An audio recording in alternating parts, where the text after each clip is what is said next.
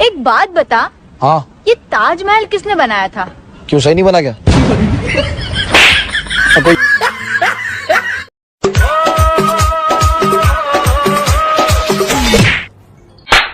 तेरी बहन की लग गई। भाई रे, एगो बात बताओ से ना रे। बोला ना। रे साला हेते जगह आसमान बा, अब बिना पिलर के ना रुक गइल बरे।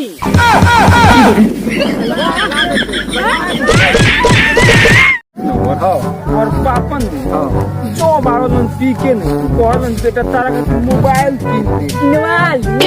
हम लोग देखे थे, लेकिन बिहान भोले जानी कहे नहीं तो कहलन भाग जना तो सर मुँह आइए दे। ऐसे भी ये रामलाल कहाँ रहते हैं? रामलाल मतलब रामलाल के यहाँ जाना है तो कोई काम होगा आपको?